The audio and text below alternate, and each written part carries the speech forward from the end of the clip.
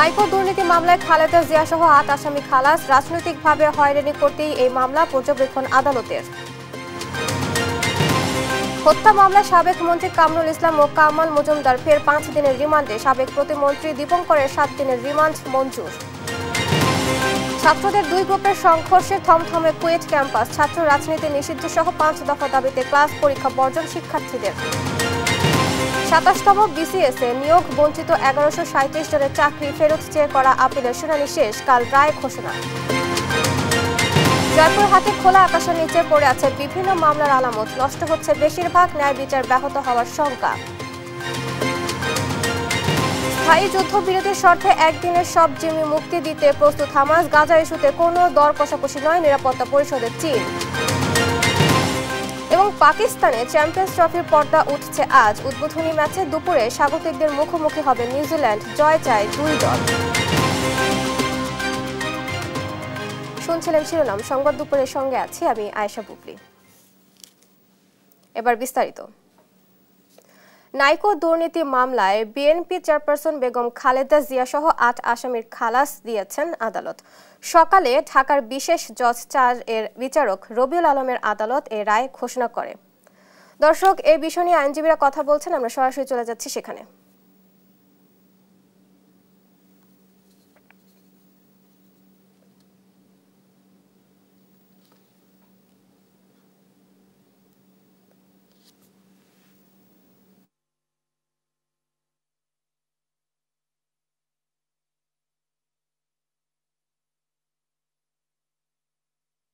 সহ ৮ আসামির খালাস দিয়েছেন আদালত। সকালে ঢাকার বিশেষ জজ ৪ এর বিচারক রবিউল আলমের আদালত এ রায় ঘোষণা করে। রায়ের পর্যবেক্ষণে আদালত জানান, রাজনৈতিকভাবে হয়রানি করতেই এই মামলা করা হয়েছে। এর আগে গেল ১৩ ফেব্রুয়ারি দুদক ও আসামি পক্ষের যুক্তিতর্ক শেষে রায় ঘোষণার তারিখ ঠিক করেন আদালত। নাইকো দুর্নীতি মামলায় ২০০৮ সালের ৫ মে খালেদা জিয়া সহ ৮ জনের বিরুদ্ধে আদালতে অভিযোগপত্র দেয় দুদক। ২০২৩ সালের ১৯ মার্চ অভিযোগ গঠন করেন আদালত। কানাডার কোম্পানি নাইকোর সঙ্গে অস্বচ্ছ চুক্তির মাধ্যমে রাষ্ট্রের বিপুল আর্থিক ক্ষতি সাধন ও দুর্নীতির অভিযোগে ২০০৭ সালের ৯ ডিসেম্বর খালেদা জিয়া সহ ৫ জনের বিরুদ্ধে মামলাটি করে দুদক। এতে অভিযোগ করা হয়, ক্ষমতার অপব্যবহার করে ৩টি গ্যাস ক্ষেত্র পরিত্যক্ত দেখিয়ে হাতে তুলে দিয়ে আসামিরা রাষ্ট্রের প্রায় ১৩,৭৭৭ কোটি টাকার ক্ষতি করেছেন।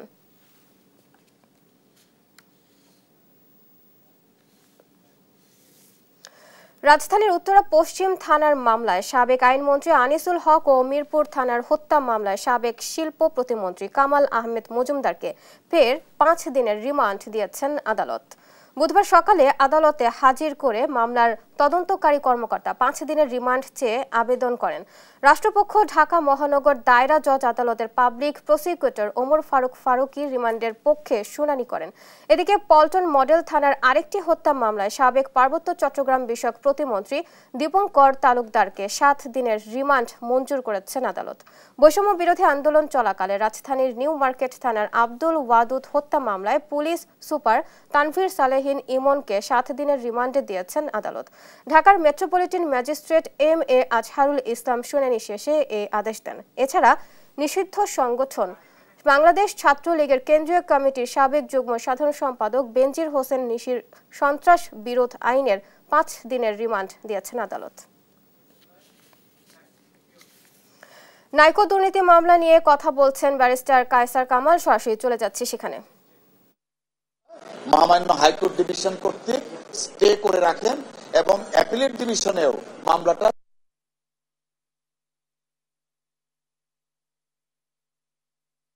আমি কি অবাক করার বিষয়, তৎকালীন সময়ে দুর্নীতি দমন কমিশন শেখ হাসিনার বিরুদ্ধে যে স্টে ছিল সেই স্টেটার বিরুদ্ধে আপিল পর্যন্ত করে নাই। অথচ দেশনেত্রী বেগম খালেদা জিয়ার বিরুদ্ধে কোনো ধরনের কোনো যৌক্তিক বা আইনগত অভিযোগ না থাকা সত্ত্বেও সেই মামলা দিয়ে দেশনেত্রী বেগম খালেদা জিয়াকে অনেকভাবে নাজেহাল করা হয়েছিল। আমরা বারবার আদালতে এসেছি এবং এসে কিন্তু দুঃখজনকভাবে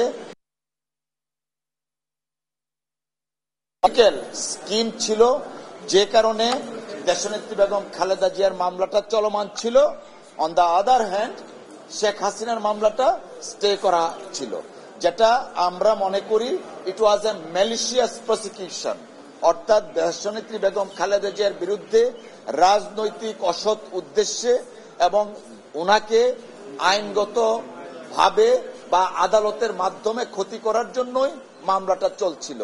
তো দীর্ঘদিন এই মামলা নিয়ে অনেক চর্বিত চর্বণ হয়েছে এবং মামলাটা যেন তাড়াতাড়ি রায় হয়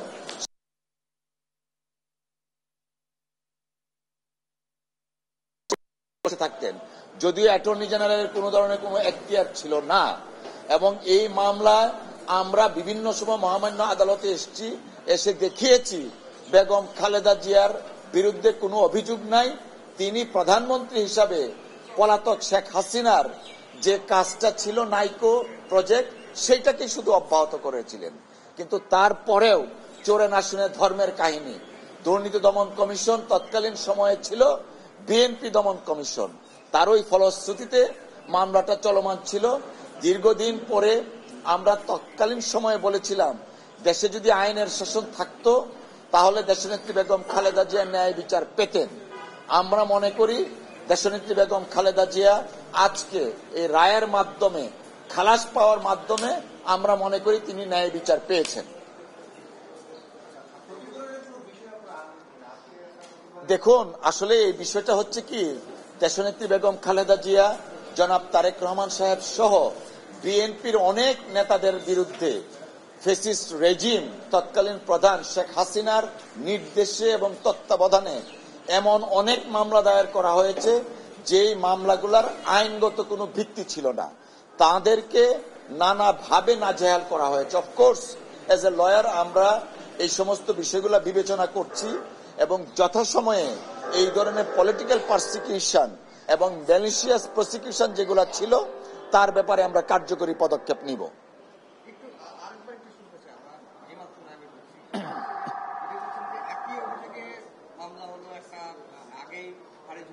রাইট, দেখুন আসলে তৎকালীন সময়ে আনফরচুনেটলি দেশের আইন আদালত দুঃখজনকভাবে রাজনৈতিক উদ্দেশ্য হাসিল করার হাতিয়ার হিসেবে ব্যবহৃত হয়েছিল।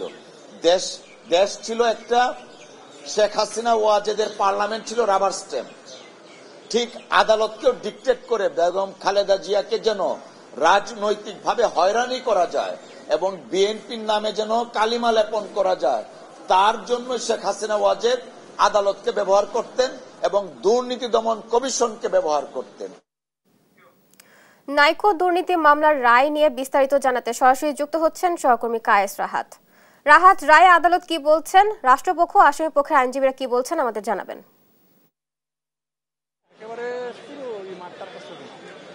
ধন্যবাদ বুবলি। যেমনটি জানেন যে দীর্ঘ 16 বছর পর নাইকো দুর্নীতির মামলা যেটি ছিল সেটির কিন্তু রায় ঘোষণা হয়েছে এবং এই দুর্নীতি মামলায় যারা অভিযুক্ত ছিলেন তাদেরকে আজকে বেকসুর খালাস দিয়েছে মহামান্য আদালত।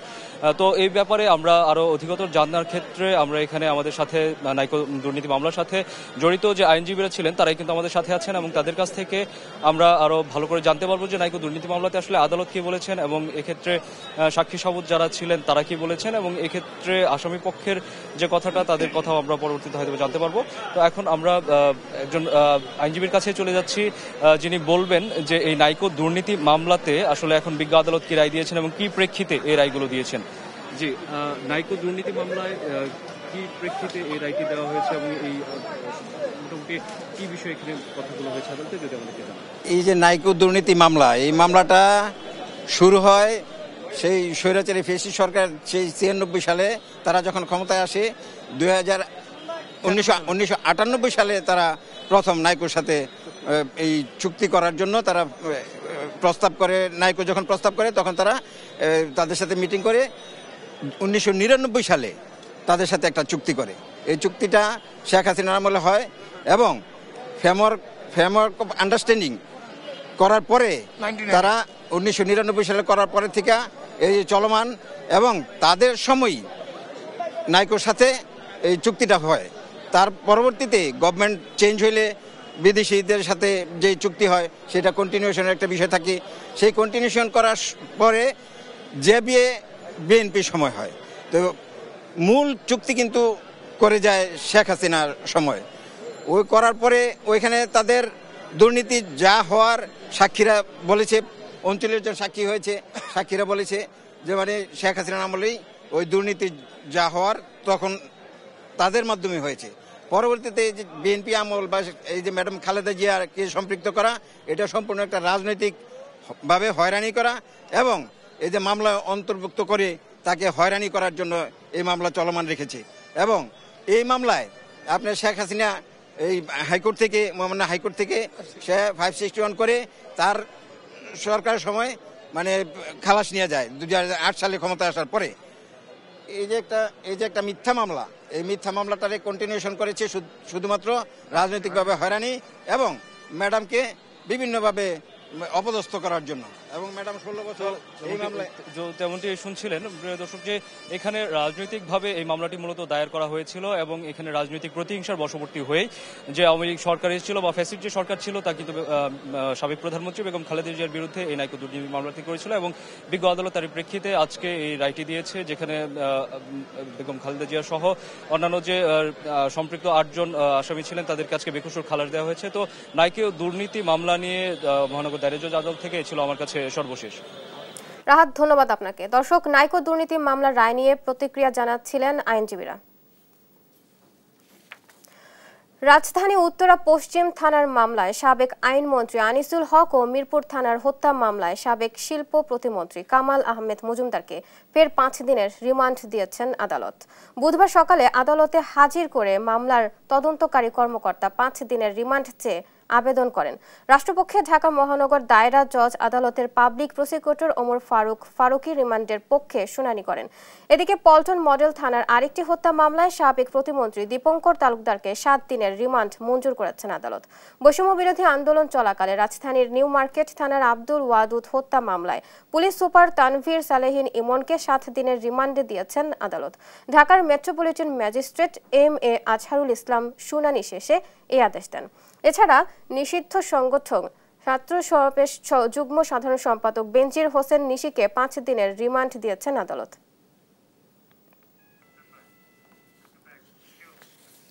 কুয়েটে শিক্ষার্থীদের উপর হামলার ঘটনায় ক্লাস বর্জন করেছে সাধারণ শিক্ষার্থীরা। বুধবার সকাল থেকে কর্মসূচি পালন করেছে তারা। দুপুর 1টার ভেতর দাবি মেনে না নেওয়া হলে পরবর্তী কর্মসূচি দেবে জানায় শিক্ষার্থীরা। বর্তমানে ক্যাম্পাসে থমথমে অবস্থা বিরাজ করছে। মঙ্গলবার দুপুরে কুয়েটে ছাত্র রাজনীতিকে কেন্দ্র করে সংঘর্ষের ঘটনায় ভিসি সহ 60 জন আহত হয়। এরপর পরিস্থিতি নিয়ন্ত্রণে সেনাবাহিনী বিজিবি কুয়েট ক্যাম্পাসের বাইরে অবস্থান করে। রাতে সংবাদ সম্মেলনের মাধ্যমে বিভিন্ন দাবি উপস্থাপন করেন সাধারণ শিক্ষার্থীরা। এ সময় কুয়েটের ভিসি প্রফেসর পদত্যাগ, আহতদের চিকিৎসার ব্যয়ভার বহন, কুয়েট শিক্ষার্থীদের নিরাপত্তা প্রদান সহ 5 দফা দাবি তোলে তারা। 5 দফা মানে দাবি না মানা পর্যন্ত মানববন্ধন চলবে। ভিসিও এখন মেডিকেলের মধ্যে, তো উনি বেরোয় একটু পরে হয়তো কথা বলবেন। ততক্ষণ পর্যন্ত স্টুডেন্টরা বাইরেই দাঁড়িয়ে থাকবে বা যদি তারা মেনে না নেয় তখন আমরা পরবর্তী কর্মসূচি আমরা ঘোষণা করবো। তো সকাল থেকে সেখানে মোতায়েন আছে প্রচুর ধরনের আপনারা দেখতে পাচ্ছেন। তো এখন পর্যন্ত এলাকায় যেটা স্টুডেন্টদের সাথে কথা হয়েছে, তারাও আশ্বস্ত করেছে যে তারা এমন কিছু করবে না যেটা পরিস্থিতিকে খারাপ দিকে নিয়ে যেতে পারে। কুয়েট বিশ্ববিদ্যালয়ের ঘটনার সাথে ছাত্রদল নয়, তৃতীয় পক্ষ জড়িত বলে দাবি ঢাকা বিশ্ববিদ্যালয়ের ছাত্র দলের নেতাদের। গোপনে নয়, প্রকাশ্যে রাজনীতি করার আহ্বান জানান তারা। আর বৈষম্য বিরোধীদের ছাত্র আন্দোলনের নেতাদের দাবি এই ঘটনার সাথে ছাত্রদল জড়িত। নিয়াজ মোর্শেদের তথ্য ছবিতে জানাচ্ছেন আলী আক্কাস আকাশ। কুয়েট বিশ্ববিদ্যালয়ে ছাত্র রাজনীতি নিষিদ্ধের দাবি পাল্টা দাবি নিয়ে সংঘর্ষের জেরে ঢাকা বিশ্ববিদ্যালয়ের টিএসসি এলাকায় বিক্ষোভ মিছিল করেছে ছাত্রদল ও বৈষম্য বিরোধী ছাত্র আন্দোলন। ছাত্রদল কলম ও সাধারণ মানুষের রাজনীতি করে জানিয়ে নেতারা বলেন, দেশের মাটিতে ফেসিবাদের ঠাঁই হবে না, কোনো ফাঁদে পা দিবে না ছাত্রদল। ছাত্র সংগঠন কোন মব কালচারধারী কোন আলবটর বাহিনীর গুপ্তচার ভিত্তিতে কখনো পা দেয় না, কোনো পাতানো ফাঁদে কোনো পা দেয় না। আমি গুপ্ত বাহিনীকে উদ্দেশ্য করে একটা কথা বলতে চাই, প্রিয় ভাইরা, আপনারা গুপ্তবৃত্তির চর্চা থেকে বেরিয়ে আসুন। আপনারা সাধারণ মানুষের কাতারে আসুন, সাধারণ শিক্ষার্থীদের আপনাদের পরিচয় প্রকাশ্যে দিন। বৈষম্য বিরোধী ছাত্র আন্দোলনের নেতারা বলেন, কেউ ছাত্রলীগের মতো সন্ত্রাসী আচরণ করলে তাদের প্রতিহত করা হবে। আপনারা যদি আবার ক্যাডার পলিটিক্স করতে চান, আবার ছাত্রলীগ করতে চান, হল দখল করতে চান, সিট বাণিজ্য করতে চান, চাঁদাবাজি করতে চান, টেন্ডারবাজি করতে চান, আপনার পরিণত হবে সাদ্দামের মতো, আপনাদের পরিণত হবে আনাদের মতো। গত 16 বছরে আপনাদের বিরুদ্ধে যে নির্যাতন হয়েছে, এই ফ্যাসিবাদী আওয়ামী লীগ আপনাদেরকে যেভাবে নির্যাতন নিপীড়ন করেছে, আপনারা মজলুম ছিলেন, আপনারা জালিম হইয়েন না। বুধবার সারা দেশে প্রত্যেক শিক্ষা প্রতিষ্ঠানে জুলাই গণহত্যা সহ কুয়েট শিক্ষা প্রতিষ্ঠানের ভিডিও চিত্র প্রদর্শন করতে আহ্বান জানিয়েছেন বৈষম্য বিরোধী ছাত্র আন্দোলন। আলী আক্কাস, আকাশ, দেশ টিভি, ঢাকা। কুয়েটে গত রাতে ছাত্রদের সংঘর্ষের ঘটনার পর এই মুহূর্তে থমথমে পরিস্থিতি ক্যাম্পাসে। সর্বশেষ পরিস্থিতি জানাতে সেখান থেকে যুক্ত হচ্ছেন সহকর্মী নূর ইসলাম রকি। রকি, ক্যাম্পাসে কেমন পরিস্থিতি দেখছেন আমাদের জানাবেন। খুলনা প্রকৌশল ও প্রযুক্তি বিশ্ববিদ্যালয়ে সাধারণ শিক্ষার্থীদের উপর যে সংঘর্ষ বা হামলার ঘটনা ঘটেছে, এর প্রতিবাদে কিন্তু আজ সকাল থেকে শিক্ষার্থীরা অবস্থান নিয়েছে। তারা কিন্তু ক্লাস বর্জন সহ, ক্লাস পরীক্ষা সহ সকল কিছু বর্জন করে কুয়েটের যে ঠিক মেডিকেল যে সেন্টার আছে এখানে অবস্থান নিয়েছে। এবং গতকাল রাতে সাধারণ শিক্ষার্থীরা 5 দফা দাবিতে যে সম্মেলন করেছে, এই দাবি আসলে মেনে না হওয়া পর্যন্ত তারা কিন্তু এখান থেকে অনড় অবস্থায় থাকবে। এই দাবিগুলোর মধ্যে উল্লেখযোগ্য হচ্ছে বিসি প্রবিসির পদত্যাগ, কুয়েটের ছাত্র রাজনীতি নিষিদ্ধ। গতকাল যে সংঘর্ষের ঘটনা ঘটছে, এই সংঘর্ষে যারা আহত হয়েছে, এই আহতদের দায় যাদের আছে তাদেরকে আসলে চিহ্নিত করে শাস্তি প্রদান, এবং যদি কুয়েটের কোনো শিক্ষক কর্মকর্তা কর্মচারী এর সাথে জড়িত থাকে তাহলে তাদের বিরুদ্ধে ব্যবস্থা প্রদানের পাশাপাশি এই সংঘর্ষে যারা আহত হয়েছে এদের সকলের দায়ভার বা ব্যয়ভার সেটা কুয়েট প্রশাসন নিতে হবে। দর্শক, আপনারা দেখতে পাচ্ছেন যে আমরা এই মুহূর্তে আছি কুয়েট বিশ্ববিদ্যালয়ের ঠিক যে মেডিকেল সেন্টার, এখানে কিন্তু কুয়েটের সকল সাধারণ শিক্ষার্থীরা কিন্তু অবস্থান করছে। এবং এই মেডিকেল সেন্টারের ভিতরে কিন্তু কুয়েটের উপাচার্য আছে এমন একটি তথ্য কিন্তু আমরা জানতে পেরেছি, যে গতকাল থেকে কিন্তু তাকে এখানে আসলে রাখা হয়েছে এবং বাইরে কিন্তু অবস্থান করছে শত শত শিক্ষার্থীরা। এবং কিছু সময় আগে কিন্তু কুয়েট যে শিক্ষক সমিতি আছে, শিক্ষক সমিতির যে সভাপতি সাধারণ সম্পাদক তারা কিন্তু এখানে এসেছিলেন, এসে তারা কিন্তু কথা বলেছেন যে তারা কি অবস্থা আছেন, এবং পাশাপাশি তাদের যে শিক্ষার্থীদের যে দাবি দেওয়া ছিল, এই দাবি দেওয়ার গুলো আসলে মেনে নেওয়ার জন্য শিক্ষক সমিতি যে বক্তব্য দিয়েছেন সেটা কিন্তু আসলে সাধারণ শিক্ষার্থীরা কিন্তু আসলে মেনে নেন। এবং তারা বলেছে তাদের যে দাবি আছে একটার ভিতর, এই যে দাবিগুলো আছে একটার ভিতর না মানলে তারা কিন্তু পরবর্তীতে কঠোর কর্মসূচি নেবে হবে। এছাড়া পাশাপাশি কুয়েটের যে বর্তমান যে সার্বিক অবস্থা, এটা একটু বলা যায় একটু থমথমে অবস্থায় আছে, এবং পরিস্থিতি আসলে কোন দিকে যাবে সেটা সময়ের উপর নির্ভর করছে। খুলনার কুয়েট থেকে এটা ছিল আমার কাছে সর্বশেষ সংবাদ। রকি, ধন্যবাদ আপনাকে। দর্শক, কুয়েট ক্যাম্পাসের সর্বশেষ পরিস্থিতি জানাচ্ছিলেন সহকর্মী রকি। ঝিনাইদহ 3 আসনের সাবেক এমপি সালাউদ্দিন মিয়াজিকে গ্রেফতার করেছে যৌথ বাহিনী। গত রাতে যশোর সদর উপজেলার শ্যামলছায়া পার্ক থেকে তাদেরকে আটক করা হয়। এর আগে শ্যামলছায়া পার্কে সালাউদ্দিন মিয়াজি ও তার শ্যালক অবস্থান করছেন এমন খবরে মঙ্গলবার সন্ধ্যা থেকে রাত 11:15 পর্যন্ত পার্কটিকে অবরুদ্ধ করে রাখে উত্তেজিত ছাত্র জনতা। পরে খবর পেয়ে যৌথ বাহিনীর সদস্যরা ঘটনাস্থলে গিয়ে তাদেরকে আটক করে পুলিশের কাছে হস্তান্তর করা হয়। তিনি সাবেক প্রধানমন্ত্রী শেখ হাসিনার সামরিক সচিবও ছিলেন।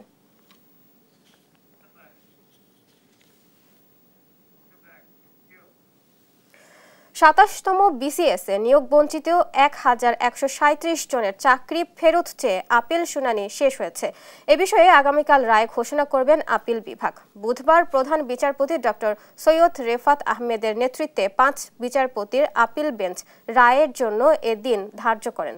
এর আগে গত বছরের 7 নভেম্বর 27তম বিসিএসে নিয়োগ বঞ্চিত 1137 জনের পক্ষে করা আপিল শুনবেন বলে আদেশ বলা হয়।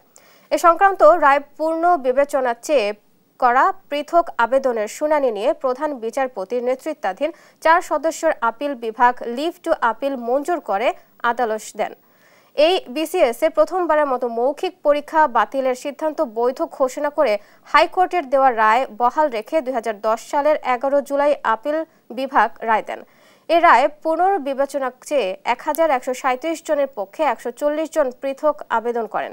রিটকারী আইনজীবী জানান, দীর্ঘ 16 বছরে আইনি লড়াই কাল শেষ হবে বলে আশাবাদী তারা। বেআইনিভাবে তাদের নিয়োগ বঞ্চিত করা হয়েছিল বলেও দাবি করেন তিনি। 27 বিসিএস এবং ইলেকশন কমিশনে মামলা করতে গিয়ে আমরা দেশের সর্বোচ্চ আদালতকে দেখিয়েছি যে এই দেশে জুডিশিয়াল অ্যানার্কিটা কিভাবে হয়েছে। তো সেখানে বলতে গিয়ে আমরা বলেছি যে এই যে বাংলাদেশে যা কিছু সিস্টেমেটিক ডেসিমেশন অব দি ইনস্টিটিউশনসগুলো হয়েছে এবং বাংলাদেশে যেভাবে ফ্যাসিজমটা ডেভেলপ করেছে এবং ইনস্টিটিউশনগুলো নষ্ট হয়ে গেছে, এর অধিকাংশের দায় বিচার বিভাগের। বিচার বিভাগ কোনো অবস্থাতেই দায় এড়াতে পারে না। গত 1.5 দশক ধরে নবীজির উম্মতের প্রতি আওয়ামী লীগ যে নির্যাতন চালিয়েছিল তার বিরুদ্ধে সুফিদের লড়াই ছিল প্রশংসনীয়। নতুন বাংলাদেশ নির্মাণেও সুফিরা ইনসাফের পক্ষ থেকে লড়াকু অবস্থান নিয়ে এগিয়ে যাবে বলে আশা জানিয়েছেন উপদেষ্টা মাহফুজ আলম। বুধবার বাংলাদেশ সুফি কনফ্লুয়েন্স আয়োজিত জাতীয় কনফারেন্স এসব কথা বলেন তিনি। এ সময় মাজার এবং খানকা ভাঙার বিরুদ্ধে নিজের অবস্থান জানিয়ে বলেন, আগামীতে এমন ঘটনা এড়াতে সজাগ থাকবে সরকার। যেটা বলেছি আগেও যে ন্যায়ের পক্ষে, ইনসাফের পক্ষে যে লড়াইটা আমাদের তরুণরা শুরু করেছেন এবং বাংলাদেশের আপামর নাগরিকদের অংশ হিসেবে আহলে সুন্নাত ওয়াল জামাতের আলেম এবং তরুণ যে প্রজন্ম, ওনারা সেখানে ভূমিকা রেখেছেন, সেই ভূমিকাকে অব্যাহত রাখতে হবে এবং ইনসাফের লড়াইয়ের ক্ষেত্রে মনে রাখতে হবে যে আহলে সুন্নাত ওয়াল জামাত বা যাদেরকে আমরা বলি যারা সুফি যে অংশ, যারা আসছেন তাসাউফের চর্চা করেন, ওনারা কিন্তু শুধুমাত্র শান্তির দাওয়াত দেননি, আমাদেরকে মনে রাখতে হবে। উত্তরায় দম্পতির উপর হামলার ঘটনায় ব্রিফ করছেন ডিএমপির উপকমিশনার রওনক জাহান। সরাসরি চলে যাচ্ছি সেখানে। আমরা নিয়েছি সেটা আমরা জানেন যে বিআরডি প্রজেক্টটা দীর্ঘ, সেটা একেবারে টঙ্গী পর্যন্ত বিস্তৃত এবং এখানে হচ্ছে বিভিন্ন সিঁড়ি তৈরি করা আছে, যে সিঁড়িগুলি দিয়ে হচ্ছে যাত্রীরা ওঠানামা করে, যেটা করার কথা না। এই সিঁড়িগুলি দিয়ে হচ্ছে গভীর রাতে যখন যাত্রীর বাস থেকে নামায়, সেখানেও তাকে নামানোর কথা না, তখন সেই মাদকাসক্ত বা ছিনতাইকারীরা এখানে ওত পেতে থাকে এবং তাকে আঘাত করে তার জিনিসপত্র নিয়ে তার লাফ দিয়ে চলে যায়। তো এটা একেবারে পুলিশ, এখানে আমার 5টা পেট্রোল একযোগে কাজ করে রাতের বেলা, তারপরেও আমরা সেটাকে বন্ধ করতে পারছি না। আমি আগেই বলেছি এটার জন্য আসলে একটা সমন্বিত ইফোর্ট দরকার। যাদের বিআরটি প্রজেক্ট তাদেরকেও আমরা বারবার অনুরোধ করেছি তারা যেন এগুলি বন্ধ করেন, কারণ এখানে সাধারণ মানুষকে আমরা যতক্ষণ পর্যন্ত এখানে ওঠানামা বন্ধ করতে না পারবো, এখানে ফ্রিকোয়েন্ট যে একটা চিন্তায় আছে সেটা শুধুমাত্র আমাদের পেট্রোল বা আমাদের উপস্থিতি দিয়ে সেটা বন্ধ করা আপাতত সম্ভব হচ্ছে না। দিনেও একই কারণেই ঘটছে।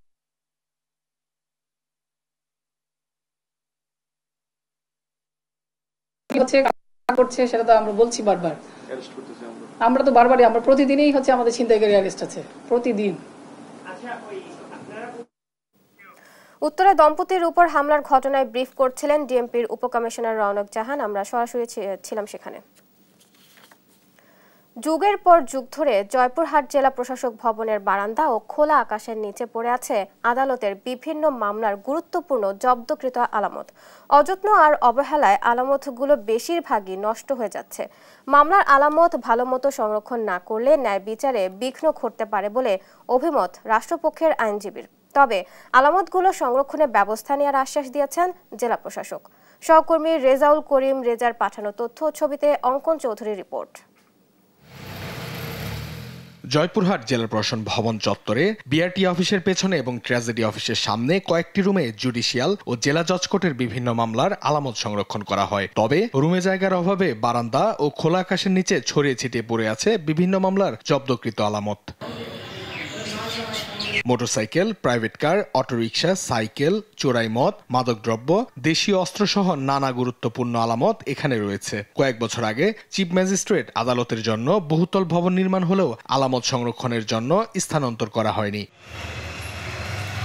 রোদ, বৃষ্টি আর ধুলোবালির কারণে আলামতগুলোর অবস্থা সংকটাপন্ন। বেশিরভাগ গাড়ির কাঠামো বা চেসিস ছাড়া অবশিষ্ট আর কিছুই নেই। সরকারের রাজস্ব, আইন জটিলতায় দীর্ঘ সময় ধরে এগুলো ক্ষতিগ্রস্ত হচ্ছে। আলামতগুলান আর বিচারের স্বার্থে সুবিধা হওয়ার জন্য এখানে রাখা হয়েছে, কিন্তু এই আলামতগুলো রোদ বৃষ্টি ঝড়ে এখানে তারা নষ্ট হয়ে যাচ্ছে। মালখানা না থাকে এখানে এগুলো রাখা হয়েছে।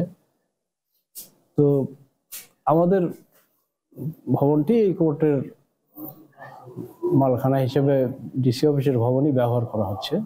আলামতগুলি দীর্ঘদিন অবস্থায় পড়ে আছে এবং মালামালগুলি আকাশে খোলা আকাশে পড়ে থাকার কারণে বৃষ্টি বিভিন্ন আবহাওয়ার কারণে নষ্ট হয়ে যাচ্ছে।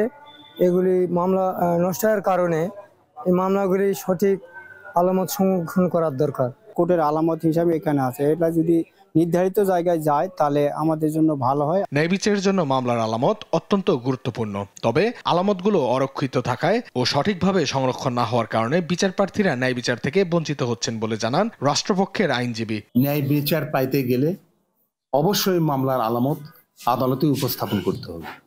এই আলামতগুলো আমাদের জেলা জজ এবং চিফ জুডিশিয়াল ম্যাজিস্ট্রেটের আন্ডার থেকে তার তত্ত্বাবধান থাকে, জেলা প্রশাসকের তত্ত্বাবধান আছে। এদিকে অযত্নে পড়ে থাকা আলামত সংরক্ষণে ব্যবস্থা নেওয়ার আশ্বাস দেন জেলা প্রশাসক। আমরা জেলা জজ স্যারের সাথে দেখা করেছি, জেলা জজ স্যার এটা নিয়ে খুবই পজিটিভলি আশ্বস্ত করেছেন যে বিধি মোতাবেক স্যার এটা পরিদর্শন করে আইনসম্মতভাবে এটা কিভাবে ডিসপোজাল করা যায় সেই ব্যবস্থা নিয়ে। প্রায় 3 দশক ধরে জেলা প্রশাসন চত্বরে প্রায় 17,000 আলামত পড়ে রয়েছে। ন্যায় বিচারের স্বার্থে এসব আলামত দ্রুত সংরক্ষণের দাবি সচেতন মহলের। নিউজ ডেস্ক, দেশ টিভি। চুয়াডাঙ্গায় হঠাৎ করে ডায়রিয়া আক্রান্ত রোগীর সংখ্যা বেড়ে গেছে, যার মধ্যে বেশিরভাগই শিশু। রোগীর চাপে হিমশিম অবস্থা সদর হাসপাতালের। ডায়রিয়া ওয়ার্ডে প্রায় 20 দিন ধরে নেই আইভি ফ্লুইড স্যালাইন। এতে বাইরে থেকে স্যালাইন কিনতে হচ্ছে রোগীর স্বজনদের। চিকিৎসকরা বলছেন আবহাওয়া পরিবর্তন ও খাদ্যে বিষক্রিয়া বাড়ছে এ রোগের আক্রান্তের সংখ্যা। সহকর্মী খায়রুজ্জামান সেতুর রিপোর্ট, জানাচ্ছেন নুসরাত শোভা।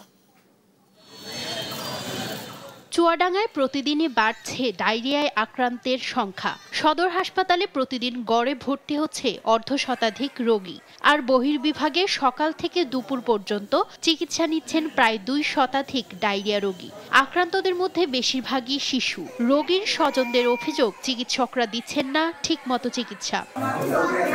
সকাল 8টা থেকে 8টার সময় আসছি, আসার পর থেকে যে অবস্থা নিয়ে এসেছি সেই অবস্থায় আছে, কোনো পরিবর্তন নেই। ভর্তি করেছি কাল সকালে, এখনো পর্যন্ত ভালো হচ্ছে, কিন্তু দীর্ঘদিন ধরে কলেরা স্যালাইনের সংকট থাকায় রোগী ও তাদের স্বজনদের উচ্চ মূল্যে বাহিরের ফার্মেসি থেকে স্যালাইন কিনতে হচ্ছে। এতে সাধারণ মানুষের ভোগান্তি চরমে পৌঁছেছে। কর্তব্যরত সেবিকারা জানান, রোগীর সংখ্যা বেড়ে যাওয়ায় চিকিৎসা দিতে হিমশিম অবস্থা তাদের। চিকিৎসকরা বলছেন, মূলত আবহাওয়া পরিবর্তন ও খাদ্যে বিষক্রিয়ার ফলে রোটা ভাইরাসের সংক্রমণ বেড়ে দেখা দিয়েছে ডায়রিয়ার প্রকোপ। আস্তে আস্তে একটা আবহাওয়ার পরিবর্তন হচ্ছে, একটা জীবাণু থেকে আরেকটা জীবাণু ট্রান্সফার হচ্ছে। দেখা যাচ্ছে যে ভাইরাস থেকে পরে গরম সিজন আসছে, ব্যাকটেরিয়ার ইনফেকশনও হয়ে যাচ্ছে। সেই ক্ষেত্রে ডায়রিয়া রোগী আমরা প্রতিদিন ফেস করছি। এদিকে কলেরা স্যালাইন সংকটের বিষয়টি স্বীকার করে তিনি জানান, দ্রুতই এই সমস্যার সমাধানে পদক্ষেপ নেওয়া হবে। এখন দেখা যাচ্ছে যে মুখের স্যালাইন আছে, কিন্তু হাতে গোনা 4-5টা কলেরা স্যালাইন আছে, যেগুলো আমরা ইমার্জেন্সি স্টকে রেখে দিয়েছি এবং বাকিগুলো আমরা চাহিদা দিয়েছি, আমরা অচিরেই সেগুলো পেয়ে যাব। আক্রান্ত রোগীদের কার্যকর চিকিৎসা নিশ্চিতের দাবি স্বজনদের। নিউজ ডেস্ক, দেশ টিভি। নওগাঁয় ধস নেমেছে আলুর দামে। উচ্চ মূল্যে সার বীজ কিনে চাষ করে উঠছে না উৎপাদন খরচ। বিশ্লেষকরা বলছেন, ন্যায্য মূল্য না পেলে আলুর উৎপাদনে আগ্রহ হারাবেন কৃষক। কাজী কামাল হোসেনের তথ্য ও ছবিতে বিস্তারিত জানাচ্ছেন শামীম হোসেন। লাভের আশায় চলতি মৌসুমে আলুর চাষ বাড়িয়েছে নওগাঁর কৃষকরা। ফলনও হয়েছে ভালো, তবে দামে ধস নামায় আলু এখন কৃষকের গলার ফাঁস। কৃষকরা বলছেন, এবছর বীজ, সার, কীটনাশক ও শ্রমিকের খরচ বাড়াতে বেড়েছে উৎপাদন ব্যয়। প্রতি কেজি আলু উৎপাদনে খরচ হয়েছে গড়ে 20 টাকা, আর স্থানীয় বাজারে বিক্রি হচ্ছে 10 থেকে 15 টাকায়। এতে আলু বিক্রি করে লোকসান গুনতে হচ্ছে কৃষকদের। সার, ফসফেট, ওষুধ, যে ওষুধগুলো, কীটনাশকগুলো, এগুলোর তো দাম বেশি। 1 কেজি আলুতে মোটামুটি 20 থেকে 22 টাকা আমাদের ইন টোটাল খরচা। বাজারজাত করতে যাই আমরা 10 থেকে 12 টাকা, 15 টাকা সর্বোচ্চ বেচতেছি। 400-500 টাকা মন আদা দিই, মানে লস। সুশীল সমাজের প্রতিনিধিরা বলছেন, অপরিকল্পিত বাজার ব্যবস্থাপনার কারণে ন্যায্য মূল্য পাচ্ছেন না কৃষকরা। এতে আলু উৎপাদনে আগ্রহ হারাবেন তারা। ভরা মৌসুমের পরে আবার সিন্ডিকেটরা আলুর উপর নিয়ন্ত্রণ নেবে, তখন এর দাম 3 গুণ 4 গুণ বেড়ে যাবে। এবং বাজার তদারকিটাকে জোরদার করা এবং সিন্ডিকেট ব্যবস্থাটাকে একেবারে নির্মূল করা। ন্যায্য দাম নিশ্চিতে আলু সংরক্ষণ ও বিদেশে রপ্তানির পরামর্শ কৃষি কর্মকর্তার। দেশীয় পদ্ধতিতে ঘরে 3 থেকে 4 মাস আলু সংরক্ষণ করা যায়। কৃষক এই দেশীয় পদ্ধতিতে তাদের ঘরে আলু সংরক্ষণ করবে। পাশাপাশি নীতি নির্ধারণী পর্যায়ে আমাদের পরামর্শ যে আমাদের এই আলু যদি বিদেশে রপ্তানি করা যায়, বিদেশের বাজারটাকে যদি সুন্দর করে ধরা যায়, তাহলে কৃষক এখান থেকে একটা ভালো বাজার মূল্য পাবে। চলতি মৌসুমে নওগাঁয় প্রায় 26,000 হেক্টর জমিতে চাষ হয়েছে বিভিন্ন জাতের আলু, যেখানে উৎপাদনের লক্ষ্যমাত্রা 4,75,000 টন। নিউজ ডেস্ক, দেশ টিভি।